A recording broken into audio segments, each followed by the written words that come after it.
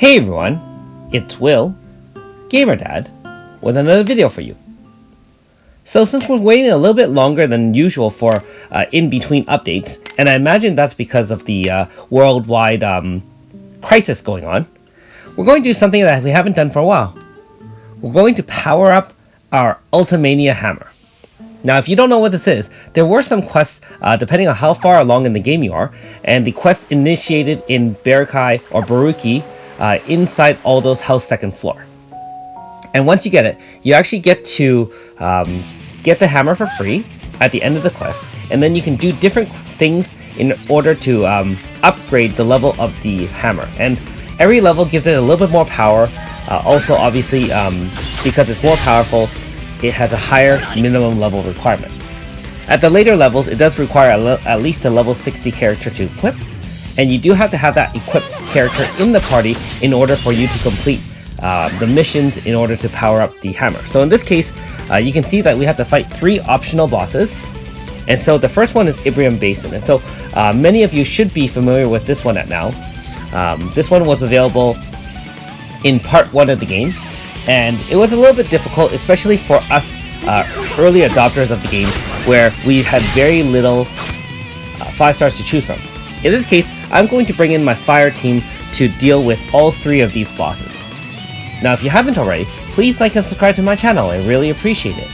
I also do have a Patreon account for those who are interested in supporting me this way. Now, first of all, I will say, my fire team isn't the best. I still haven't upgraded AS Akane, although I can buy 2 of the treaty seeds to upgrade her. However, you know, I'm just fooling around a little bit and seeing if I can get everything done. So just like manifest weapons, once you've done the required task, it will come up in kind of that purple banner there on the upper left corner. Now for this boss, this was the one right before the end of Ogre Wars Part 2, where you had to fight Ogre Zenon. This was the floor right below it, and you have to operate a series of levers and opening and closing doors.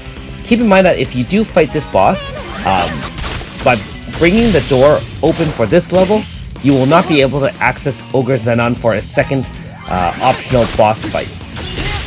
Also remember that you do have to warp to Ogre Spike through Space-Time Rift if you already finished this area. Now that being said, this boss has no real weaknesses or resistances, but it does have a mix of Earth AoE as well as Wind AoE. So of course, just like all of these higher level optional bosses, you can see that I do have a team that has Mario in it, because Aurora Force obviously is the most OP shield in the game. And in this case, I'm using Seti, not because he's especially powerful. I mean, Joker as a free character can do quite a bit of fire damage himself. A lot of these bosses do have a lot of elemental attacks, and so the Vigilant Lance from Seti does actually help a lot in reducing int by 25%. Now, if you've watched a lot of my previous boss fights, I do use and make use of Annabelle quite a bit, and you'll see that in the 3rd battle. But for the first 2, again, being that the enemies aren't extremely difficult, especially with a full team of 5 stars, I really don't have any excuse to lose at this point. The most annoying thing about this particular boss is it keeps on inflicting pain status on our team, and that actually does require the use of Refresh Sleep to kind of remove the status every turn. Alright, so 2 out of 3 bosses done for this particular level. And now the final one. A little bit more tougher than the previous 2. So again, remember that you have to get the item in order to unlock the back door of the museum. And if you don't know how to do that, I do have a video of the first time I fought this particular boss, so search it up on my channel, and it'll show you where to get the key, as well as how to get to this area.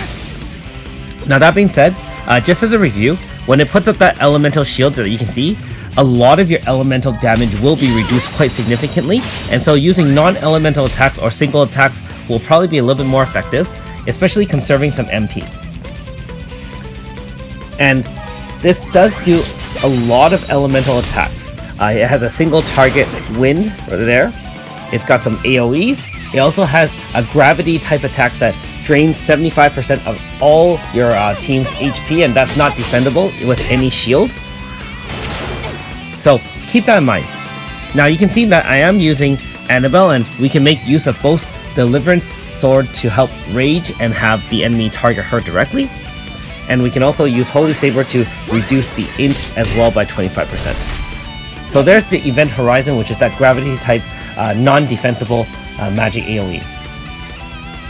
And you can see I did have both debuffs on, but a lot of times it's not going to do a lot of reducing a lot of those damage, especially the Event Horizon. So keep in mind, just like the first boss, the Imbrium Basin, this one also has a random moveset, and so depending on your RNG, if you get overwhelmed with a couple of major attacks, it could be game over. However, we're just going to bide our time, because this enemy has a lot more HP, as well as does not have any elemental weaknesses. We're just going to make sure that we have a full or close to full AF bar before activating it. Now, if I wanted to be more efficient, especially in all these boss battles, I would make more use of the Valor Chant in moving multiple characters in and out in order to power, increase my physical power and so on and so forth. That being said, I didn't do that in this case, so if you are finding a struggle with fighting any of these bosses, make sure you do make use of VCs back and forth. Also, keep in mind that my damage output here is much lower, not because my team is extremely weak, but because he put up a shield right before, and that's what I mean by RNG. I already have a lot of grass to equip on all these teams, and with the shield it only did 600k damage. That being said, enough damage to finish it off. Alright, so the banner came up, and we are done with this particular level, and we have reached level 25. I believe there are 28 levels total. You can check the Mirahe's Eden wiki to check exactly how many levels. And so you can see the stats there, and the next challenges ahead of me.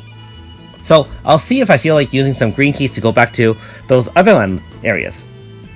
Thanks for watching. We'll see you next time.